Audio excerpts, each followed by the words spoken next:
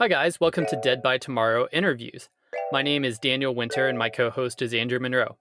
As we explore different topics that are worth thinking about today, we want to bring in guests to share their own unique perspective. We hope you enjoy hearing from our guests as much as we enjoy talking to them. Hey guys, welcome back to another episode of Dead by Tomorrow. We are excited to have you. We've been on a little bit of a hiatus with a little bit of vacation, 30th birthday party, the whole 9 yards. And honestly, we might still be a bit because the holidays are coming up right around the corner. But with that said, we have a special guest today. It is my cousin, Derek Porterfield. And Derek, being my cousin, is probably his greatest claim to fame by and far. And it has nothing to do with any of the amazing things he's done in his life. It's definitely just being my cousin. So I obviously owe it all to you, Andrew. Yeah, that's what I like to hear. That's the story we're going to tell at Thanksgiving at least. No, thank you for having me on. I appreciate it. Yeah, absolutely. So normally I throw an intro in, but how about you give us your elevator speech of who Derek Porterfield is? Because I talk about you too much, honestly. Man, and I appreciate it. I appreciate it. Someone needs to. I own a production company, so I do commercials and wedding videos and marketing and websites and all that kind of stuff. I'm also the only member of a band that is on Spotify and Apple Music and all that kind of jazz. And that's honestly been kind of fun lately. I've gotten to play a few more live shows because I am currently promoting a new poetry book because I also write books, and this will be my fourth book, and I'm doing a Kickstarter for it. And I'm pretty excited. It's been one of the more exciting and cool projects I've gotten to do just because I'm learning so much as it's going along because I've never done a Kickstarter. So yeah, that's kind of who I am. I like it. So let's start with the production company and you being basically your own boss for the last few years. You're probably the first person we brought on that, like, at least on the freelance scale. What's that like? What is it like being a one-man shop and being solely the only source of income for yourself, unreliant upon anybody else? Absolutely terrifying. One of my favorite quotes I actually saw back when I was first starting working in computers, because I did IT before I did this. And it was on the wall of this trucking company. It said the only thing more overrated than natural childbirth is the joy of owning your own business. And I kind of agree with that. It's a pain 99% of the time, but there's that 1% of euphoria just from being able to accomplish and do things that are just impossible to do when you are tied to a desk somewhere. The most remarkable piece of it for me, especially over the last year, was as the world shut down for COVID, I was able to spend a crazy amount of time with my daughter, who at the time was 8. And that's a magical age to be able to spend every minute that I possibly could, every minute that she was over at my house. I was there because I have the joy and the privilege of working from home. So it's been cool. It's been magical despite the stressors and despite the the random panic of, where's money coming from this month? But I dig it. I really enjoy what I do. That's awesome. And also, I do think 8 is probably the best age. I don't have any children, as probably everybody that listens to this knows. For those people who assumed I had children like Daniel, I do not. I am fully irresponsible and should not be a father anytime soon. That's just not true. That's just not true. You're the most responsible dude I know. We'll get into that maybe one day. We'll see. I mean, you're my emergency contact, Andrew. I'm pretty sure I trust you more than most people. So don't sell yourself too short. You'd make a great dad. Well, now that warms my heart. But I don't know about you guys, but like 8, it seems like, I don't know, that was a good year. That was when it seems like all the good stuff was coming out. I think it's kind of when the technology started kicking over towards entertainment a little bit more. I agree. Yeah. 8 years old to me is the age at which you finally gain enough autonomy to begin really exploring your own creativity, your own likes and dislikes. It's where you start developing not just the personality, but like the characteristics that kind of define you. Like we talked about this the other day, but like your love of pirates has informed a great deal of your adult life. And like my daughter right now, she's kind of discovering what she digs. Does she like magic? Does she like hula hooping? Does she like dance? Does she like, whatever you're into? This is when you start chasing it with like a gusto that you just can't keep or maintain throughout the rest of your life. Too many other things get in the way. I'm just saying, I think I would have made a great pirate in a past life. I think you'd make a great pirate now. It's just different. It's just different. You're on the Pirate Bay rather than the high seas. You feel like 8 is the time that you get to discover a lot of these things, and you're kind of exploring what it is that you're into. And I feel like a big part of that is you've got the time, like you don't necessarily have a ton of these hobbies where it's like, you've got to go do tennis practice like 5 times a week and you don't have a job and you're in school, but that's about it. I feel like the whole COVID thing, we'll just call it the whole COVID thing. That's easier. I feel like it gave a lot of adults an opportunity to sort of beat 8 again, because all of a sudden you're at home and you even if you're super antisocial, chances are you've probably got something that drags you out of your house on a regular basis. But we all just like had this moment where it was kind of irresponsible to leave your house a lot for a long period of time. And so it's just this opportunity to maybe, reconnect a little bit with some of those interests and some of those passions. And so would you say that like that gave you a lot of opportunity to reflect a little bit, kind of go some different creative directions with some projects? Well, dude, I love that perspective because it really did. It allowed us an inordinate amount of self-reflection time, right? Or isolation time in which you twiddle your thumbs for a certain period of time. Some of us baked bread. A lot of us watched reality television. But then when those things kind of lose their luster at month 3, you're left with, what do I fill my day with? And I've been super impressed with all the different projects that I've seen from some of my friends that, otherwise had been tied to a 40, 50 hour a week job where your creativity is stifled, your passion is stifled because you're out there trying to make money. But when you do that remotely, I think the beauty of that is that so many people see, okay, most of us actually only do 2 to 4 hours of work per day. And if you are able to knock that out from the comfort of your home, you now have all that extra free time. Instead of trying to make yourself look busy in front of your boss in a cube in your office, you can now work on maybe your new album or your book or your whatever project. And I kind of dig that. I think that was really cool. So yeah, I mean, it allowed me to focus on a bunch of crazy random things, but I also recognize that I'm incredibly privileged in that, being self-employed makes it to where I get to do that kind of anyway, which is nice. Yeah, that's awesome. And speaking of crazy things that you've had the chance to work on, do you want to talk a little bit about I'm Not in a Good Place and your Kickstarter campaign and the poems that you want to write for everybody? Yeah, so this is an exciting project. This is something that just kind of came out of nowhere, had a litany of inspiration from yet another bout of heartbreak that really should be reserved for high schoolers. But the emo teenager inside of me never died. So I used that to write a whole bunch of poems and finish this book and started thinking about it. And I thought, man, it would be so cool to come up with a way to kind of incorporate the people that have kind of made this successful on its own. Because I have another poetry book called She Doesn't Love Me, I'm Sad. And that went really well. It went a lot better than I expected it to. I did not expect anyone to care about the words that I write, because it really is. It's just like the music. It's one of those things that I kind of do selfishly. I enjoy the catharsis of writing. I enjoy just sitting down and creating. And I think the final part of creation for literally anyone, regardless what your audience is, should be releasing it. Give it out to the wild, release it into the world. You owe that not to just yourself, but to everyone, because there's someone out there. There is someone with whom that may resonate. And so put it out there, and it did. It kind of clicked with a few people, and that was really cool. And so I have added a tier on a Kickstarter where I'm going to be writing poems for those people that have kind of supported these projects and those people that are essentially making this a reality. And I'm freaking stoked about it. I think it's really, it's going to be very neat to get to know some of these people that I've never met, but that I've kind of kept contact with over social media, which is very unique. I'm going to be able to write them a poem and then take that and not just mail it to them in the mail, which I'm going to do. I'll put a wax sealed letter in there and mail it off to them, and they'll get like this handwritten letter, which I think is cool and that's fun and a really unique way for us to bond. But it's also going to be going into the poetry book and printed, and it's out there forever. And I think that's really cool. I am insanely both jealous and proud of you for doing the Kickstarter. That's something I've always wanted to do, and I'm still going to do it, but now it's going to look like a copy to you. But whatever. I'm just glad you're going to be copying me for once. I've copied your fashion, I've copied your career paths for a while, so I think it's good that like the tables have turned a little bit. So it's your turn, buddy. we're going to take this podcast. We're just going to play it at Thanksgiving. That's what we're going to do. We're not going to talk. We're going to play this episode for everybody.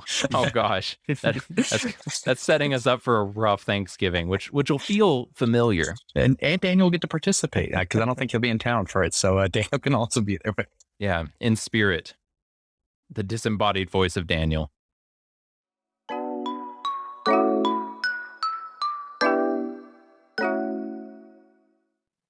now I'm going to, we want to teach people different things on this podcast. So you're running this Kickstarter right now. It's live right now. It's been live for a little over a week, almost 2 weeks, I guess. Yeah, it's been about 2 weeks. What's been the hardest part about it? Was it the setup? Was it the post setup? Is it the marketing? What did you run into? And what's kind of the process been like spinning up this podcast? This Kickstarter while also trying to write? That's a great question. There's several hurdles in regards to Kickstarter, and some of those are all of those are largely tied to my own ignorance in regards to the platform. So I spent a pretty enormous amount of time trying to come up with, okay, well, what tiers are cool? You want to create something that is engaging and adds value to the people that are trying to support this Kickstarter. And so I spent a lot of time just in my office and pacing my house and going on my evening walks, just trying to think of like, man, what would I want if I was trying to support a project like this? And so creating those tiers took a long time, writing out the little blurb that is sort of explaining, hey, why is this book something that you should support? And that took a long time. But then the part that I think is the biggest hurdle for me, just as a personality flaw, is marketing. I hate marketing myself. I don't think that I'm unique in any way. I think a lot of people hate marketing themselves. It's a learned skill, and it's something that I am hopefully getting better at. But, hopping on Instagram and being like, hey, not only should you care about what I'm doing, but please give me money that you spent a lot of your life earning on something that you don't know anything about. You don't know me. And that's a unique place to put yourself in. And I kind of enjoy it. We talked a lot when you and I were working out together about becoming comfortable with discomfort, right? And this is definitely one of those projects. And so it's been fun. It's been a learning experience, but those are the two biggest hurdles is definitely self-promotion and then figuring out, hey, how do you set this up in a way that is attractive to strangers? That is well put. That the self-marketing is always it's tough. It took forever for me to be okay with hearing my own voice and then trying to convince people that like, hey, I'm doing this thing and it might be interesting to you. I'm still not good at it. Yeah, it's hard. Well, and it's hard because I think honestly it dials back into, we all have some level of imposter syndrome. And I definitely carry that in all realms of creativity, right? I was recently very, very fortunate. I got to, I was invited on a bill of a bunch of young artists here in town who are just incredibly talented rappers, right? And it was at this house party. And I am watching these other performers hop up, and every single one of them is killing their set. And the place is packed out. We've got probably 60, 70 people in this very small. And it's a bunch of younger kids. I'm 34. And so, a lot of these kids are early 20s at the latest. So it's this big divide between the type of music I play and the type of show that this is. And that's incredibly nerve-wracking. And so I hop up on the microphone with what feels like the weight of I am in the wrong place, right? I am playing the wrong kind of music to the wrong type of crowd, and no one is going to like this. I think more of us should be putting ourselves in those types of situations more frequently because it helps enormously with overcoming that feeling inside of your brain that is constantly telling you like, hey, this is stupid.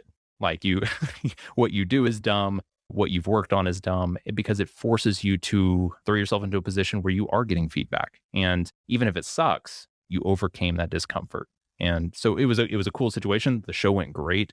They were incredibly supportive because honestly, most people are incredibly respectful and supportive of things that require time and energy and passion. And I think people see someone that's genuine. I think people see someone that cares about what they're doing, and they like to support that. So I love that you brought up imposter syndrome. It is such a prevalent issue within our workplace. Like we've done a handful of sort of work seminars with our managers, just talking about the reality of imposter syndrome and pulling these super talented individuals that have worked really hard to get promoted within the company. They do a really good job, and getting them to admit that they feel like they are totally missing the mark, and doing that with others that are in the same spot. Every single time somebody's always like, oh, I thought I was the only one. Oh, I felt that exact same way. And it's encouraging to realize that others are going through something similar. And something you said, Derek, that I feel like we should take to heart when we feel that imposter syndrome is just going out there and still really putting forth that effort and really honoring the work that you've done, because at the very least, like you said, you will get some feedback and you will be able to grow and improve. But if you sort of back away and you don't try at all, you won't get any feedback. And if you only give a half-hearted effort, you're probably just going to get feedback of maybe you should try harder. And so, yeah, like that helps so much. And so is that something where you learned that through having just more and more experiences where you had to put yourself out there? Is that something where you've had, mentors that have helped demonstrate that to you? Like, how have you figured out ways to sort of overcome that imposter syndrome and still be able to grow despite that feeling? I love that question. I think it's twofold, right? So if you were to ask younger Derek, it would be a very different answer. So younger Derek, it was surrounding myself with people who were so much more talented than me, right? And putting myself into situations where they were encouraging me and they were guiding me through those strange pathways that we all take as we're trying to build ourselves within a career, within an art, or within whatever it is that you're pursuing. Because that type of encouragement comes in private, but then it also comes in public, right? Because they're coming to your shows or they're coming to your events that you've put together and you've worked on. That type of thing is super helpful in the early stages. But I think one of the most magical things that's happened as I've gotten older, in particular after I became a father, is I don't care what people think anymore, right? Because my purpose changed. It shifted from being this thing where I was like, man, I'm going to be a famous musician. I'm going to be someone that people know about. I'm going to be someone that people hum in their car, right? Like that there's this goal of becoming the thing that inspired me, the thing that caused me my entire life to change. Like music shifted my life in a profound and immeasurably powerful way. And I wanted to do that for other people. And that's a pretty lofty goal. That's a thing that is difficult to achieve. It's a thing that's like, there's a lot of weight surrounding that type of purpose, right? But then when my goal suddenly shifted to being like, hey, I'm going to be the best damn dad that I can be for this beautiful child that I brought into this world. And I want to do everything that I possibly can to make sure that it's not my dreams that are getting achieved. It's hers, right? I am now, my purpose has shifted into being someone that is supportive of someone else, right? And so you've kind of changed from the mentee to the mentor. And all of my projects now are able to be this thing where it's like, I play music and it doesn't really matter if anyone likes it because I'm 34 years old. Like, you're probably not going to like me anyway, right? we're vastly different in age, or we're vastly different in interest. And that doesn't matter. I'm doing something that I really enjoy. And the purpose of that thing that I enjoy has so much less to do with me and so much more to do with showing that wonderful kid that I have what it looks like to chase your passion and what it looks like to do things without reservation. That's amazing. And it's, as a dad, I can completely relate to how you feel in that. I've got a 13-month-old daughter, and yeah, it definitely changes your perspective. And so I'm sure Andrew is sitting there and it's just kind of thinking, well, man, I guess I'm screwed. I guess I'm stuck with imposter syndrome until I have a kid, right? All right. I mean, you know what? I take it back. We're just knocking this out real quick. It's time. Andrew, get on the ball, man. Get purpose, my guy. I hate both of you. Well, so here's the thing. I'll ask you this, Daniel. So, Daniel, you said your daughter is 13 months old. Yeah. So in what ways did your work change after your daughter was born? So for me, and I'll frame this, my brain had this like completely world altering tilt where the very first thing I thought of when I held my daughter was, oh my God, I don't make enough money. And that has been a driving force behind almost all of my decisions since then. I'm curious, what was your reaction? Like, how has your life, your work balance changed since having a kid? Yeah. So there've been a few big changes, a few small changes. One is now I'm completely justified in being just really corny and making dad jokes and just saying dumb things. Like when I first became a manager, I sent just a super, super cringy message to my team of how I was so excited to, and it's cringy because it was just really like, corny. And I was like, I'm so excited to be your manager. And I like used all these office memes and not a single person replied to it. And I remember feeling like, oh man, maybe I made a mistake here. But at this point now, I would send something like that, and then I wouldn't even look to see if anybody replied. I just do it because that's just part of being a dad. But I would say that like some of the biggest shifts are kind of like what you're saying is that I don't care as much about impressing others. I care a lot more being a good dad to Riley, being a good husband to Hillary, like creating a good home structure. And I have a lot more kind of security, some of that identity. So I'll say dumb things to the Gen Z people that I've worked with. I don't really care anymore about looking dumb. But what I do care a lot more about is I want the people that are part of my team to be able to grow. I want them to be able to advance in their careers. I want them to be able to find some passions. Hopefully it's within, their work and I can help them find that. And if it's not, I'm totally okay with that. And I don't, again, have that insecurity of, oh, they left the company, they must not like me. So it's that mindset that I definitely have with Riley does shift over to some of my team as well. And the money thing, for sure. That's part of it too. The budget tightened. Sundays are budget meeting days with, in our house. So that'll happen later today and I'm sure we'll cry about it. But, no, I'd say that's the biggest thing. It's just that mindset of it's not as much about me. You and Andrew are remarkably different than me in that you are both, I believe, a little more type A leaning in that, like you just said, budget meetings on Sundays. And I'm thinking to myself, God, I don't even think about that kind of stuff. Like I that's something I wish I was better at, something that Andrew constantly harps on me for and has helped me an enormous amount in getting better with. But God, I am a stereotypical disorganized creative guy. I am scatterbrained. I forget literally everything. I would have forgotten about this podcast if we hadn't had a group chat. I mean, it's just my brain is a scrambled mess of nonsense. So I respect that. I love that you guys are able to actually keep track of your stuff. I think that's impressive. So Thanksgiving and Christmas, we'll just do a back-to-back recording listening session for the family. Just. Yes, I love that. Well, let me boost you some more if we're doing that. I can just, I'll just talk you up, put you on a pedestal. I need it. Maybe my dad will finally be proud of me. Yeah, that's exactly right. That's what we're here for. Excellent.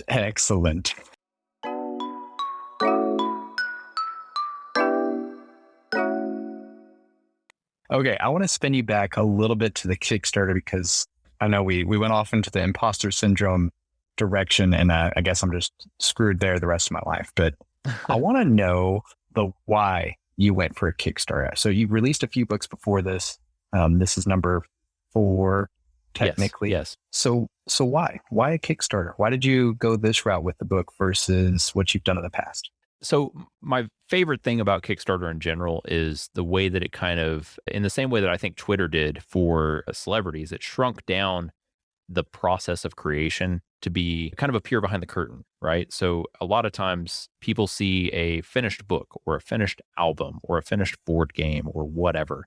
And you get the behind scenes if you're watching Lord of the Rings extended editions with the special effects and all that kind of stuff. You get to see what they're doing, but there's oftentimes a very big disconnect between like, hey, what is the work that went into this? Like what happened to make this a reality? And Kickstarter is a very unique opportunity for creators to kind of open that process up and say, hey, I'm being very honest about where the funds are going and how difficult different pieces of this creation is, and not just showing you those things, but allowing you to kind of be an active participant, right? And I always love the idea of taking something that someone can become a part of. So in this case with this Kickstarter, by having a poem written about them, they are not just a name in the book, they are an active piece of that book. They are an active piece of that art that hopefully with any sort of, effective marketing is lasting for a while. And, my other poetry book is in Barnes and Noble. So it's kind of cool to tell people like, hey, like this thing that a piece of you is now in, whether or not you have actually written a poetry book, whether or not you have actually gone through that self-publishing process, which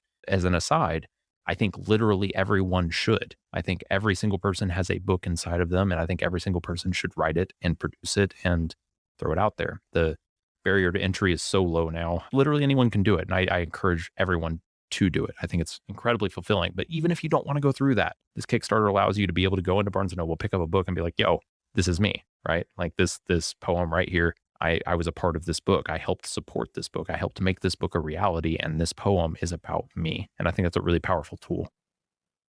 That's cool. So get a little audience participation pre-book, and it kind of builds that almost community around the creative work you're doing.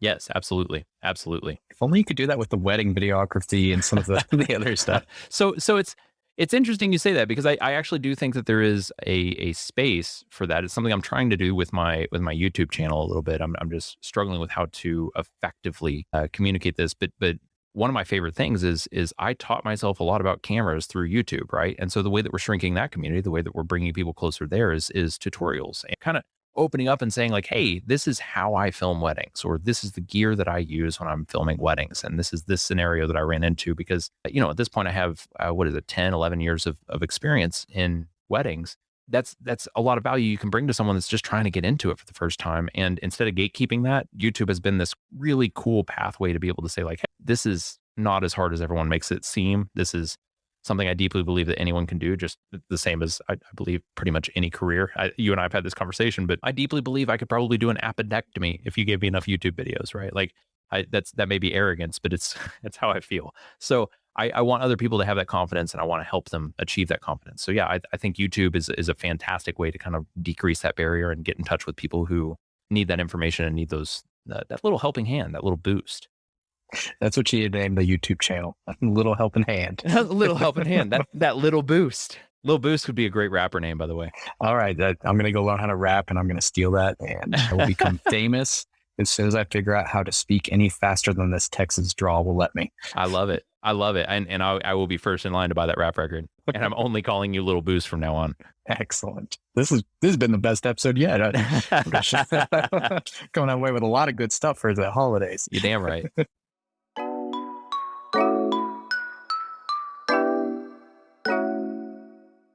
One thing that you said earlier in the podcast is being a dad, you start to think a little bit more about money, but then you also just talked about with your YouTube channel, you're basically trying to remove barriers to entry, which I don't actually know what your degree was in, Derek. Mine was in business. And so that is something that we talk about is barriers to entry as being a part of like a product and making it competitive. And so how has that worked out for you as far as, do you find that your bottom line sort of suffers by like creating all of these now wedding photographers and making your job quote unquote seem like, oh, anybody can do it? Or do you actually see some bigger benefits that kind of come back around to you? How do you justify those two things? Oh, that's a great question. One of the things I'm loudest about is that I don't have a degree, right? So I went to college, I followed a girl to college, and surprisingly enough, it didn't work out. Came back and began working in IT.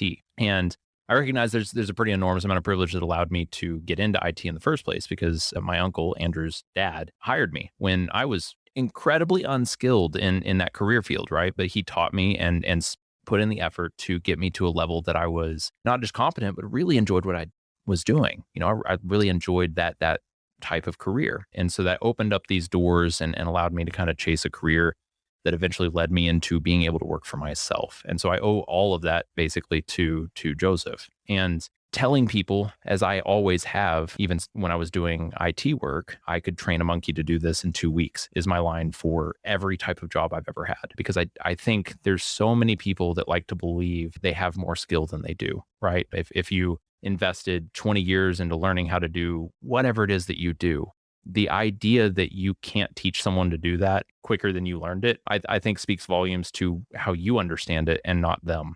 I like believing in people. I like reducing the kind of arrogance I think that comes with, especially in my industry. There's any type of creative industry where you're doing video creation. There tends to be a lot of ego there, right? Thankfully, locally, we have a really good creative team. We have a lot of people here that are easy to work with and very humble. Those egos clash when you get to some of those bigger cities, or people that are not from here, or people that aren't as familiar with each other. And it's not conducive. It's not conducive to good business. It's not conducive to growing your own business. It doesn't matter if you show people how easy something is, because all you're doing is you're just trying to add value and show a market for whatever it is that you're doing. And so if more people are offering video, all that does for me is it says, hey, look, lots of people like video. Enough people like video that, these people I taught to do video are now making lots of money doing it too. I like the idea of making sure that we don't gatekeep literally anything. Make sure everyone is able to jump in. And if they're having trouble jumping in, those of us that have been doing it for a long time, it doesn't hurt you, but taking it a step further, it actually helps you to be able to go to them and say, hey, this is how I'm doing what I'm doing. This is how much money I'm making doing what I'm doing. This is how you can make this much money. And this is how I built this. And this is how you can skip all of the different things that really screwed me in the early stages, the things I overinvested in or underinvested in, or the things I lost money on. If you can help someone else with that, that's just the human experience, man. And I dig that. Yeah, I like that a lot. I try to take a similar approach within my job of a lot of it is really just basically communication and relationship building with people, motivating people and those types of things. And I've done a lot of dumb things. And I try to take the approach of, all right, if I'm in this position, it's great for me to be in it for a while, but I should be working towards a place where the person who's reporting directly to me will be ready to replace me. And if I'm gone, then they can take it on and they can do it better than I can do it. And that doesn't mean that I don't have job security. I mean, I think that really means the opposite, because if I can if I do good in a job, and then if I can create 10 other people who do that same job as good as me or better, then that's way more valuable for the business.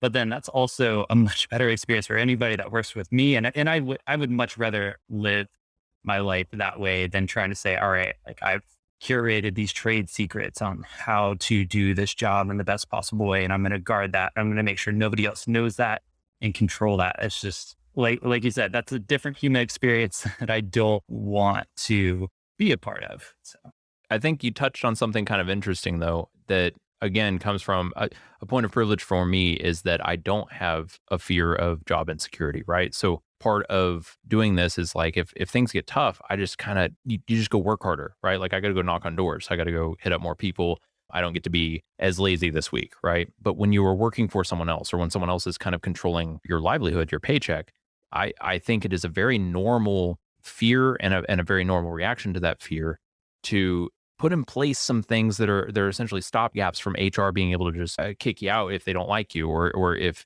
the wrong manager steps in and they say, hey, we don't like this Daniel guy because he's threatening to us. We don't like this Daniel guy because he talked to this person and I don't like that person. You know, there's a lot of weird interpersonal politics that go into that. You can set up systems in place that make it harder for you to be removed from that. And I'm torn on that piece of things. You know, like my advice for young creatives is always like, you know, take the risk and share your work and help other people and boost each other.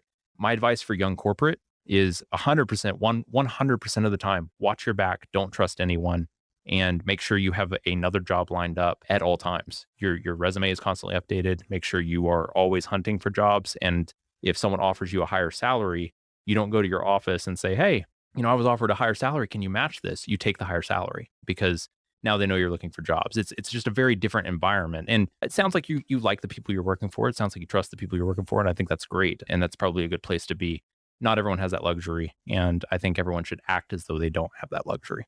yeah, so the whole idea of watching your back in the corporate world, I think that's accurate in a lot of cases. I see a lot of people within our office that are kind of newer that tend to fall into that a little bit. And to be honest, if that was the dynamic that my office had, I probably would not have been there for almost a decade. But the thing that I will say is you have the opportunity where the leader that you report directly to, and then, you know, the people that they report to kind of up the chain, if you have the chance to get to know them a little bit and see if there is some of that integrity and some of that, you know, at the time I didn't really understand the concept of vulnerability, safe workspace. But then after listening to some Brene Brown and Simon Sinek, I had a better understanding of, oh, okay, the people that I'm reporting to here at this company and the people that they report to all the way up to really the top,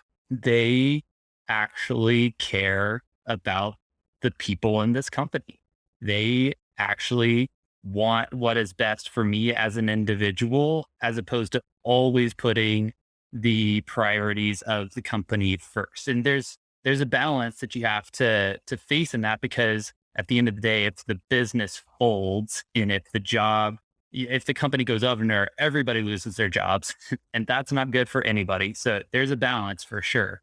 But I had the opportunity to see that, and then have the chance to move into more leadership roles where I get to kind of further that culture and implement that with newer people. And so that's the one thing that I would say is those things do exist even in the corporate world, but I think they're rare. And when you find that, at least for me personally, that's worth more than, a little bit more money in the paycheck, because I can genuinely enjoy my job, the people that I've worked with, and I make, enough money. That's where, sometimes you got to budget a little bit to make that work. But that's my one aside, I would say, as far as my experience in corporate America. I like that. I think it's an interesting viewpoint, and I'm glad that you are in a place that does feel safe and more secure than most. And that is something that is absolutely worth a monetary trade-off.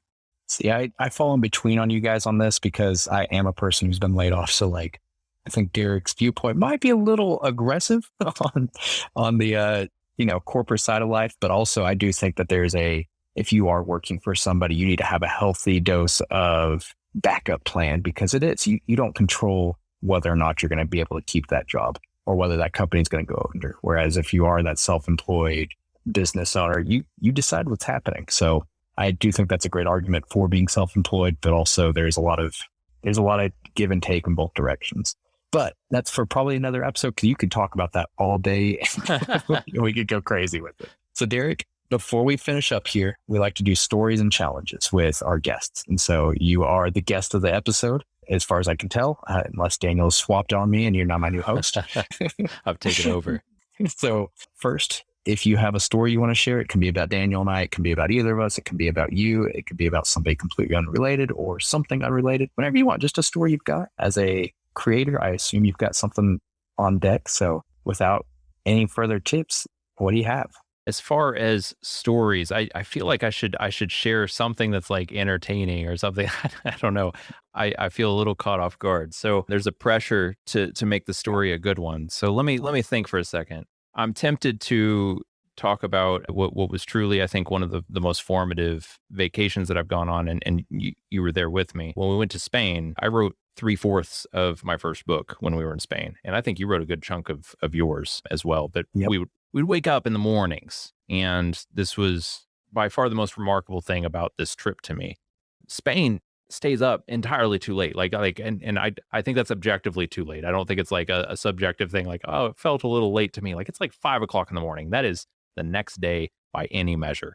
And these people are still partying, like dancing. And by that token, the next morning, no one's awake. The streets are empty. Beautiful. I mean, it's remarkably peaceful and calm. And so we would wake up and we would go get a coffee and these little sandwiches that had almost like a sliced salami and like some tomato on a bruschetta type thing. I don't know. It was like a very interesting breakfast type sandwich. And we would just sit in these empty, abandoned Spanish streets and write and just kind of process the day before it even happened. And I think it's remarkable. And I have told many people this. I think you owe it to yourself, if not Spain, somewhere, to go someplace foreign and go there with the express purpose of pursuing whatever it is that you are chasing creatively, be that music, be that poetry, be that a book, and put yourself in that unique environment, put yourself in that unfamiliar space, and allow yourself the peace of that space to, create. Because I deeply believe it allowed me a better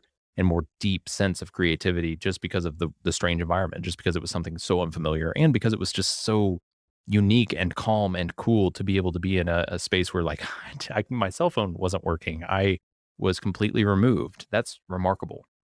As somebody who was on that trip as well, I completely agree. Those sandwiches, one, were phenomenal. The coffee that came with them was phenomenal. Yes. And it was just not having your cell phone, not having responsibilities.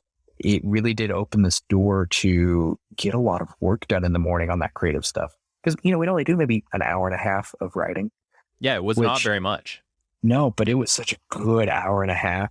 I got way more done there than I do at an hour at the coffee shop because my phone's going off. There's people I know. That really is key. So, yes, getting rid of distraction. It's key. Yeah, getting that little hole.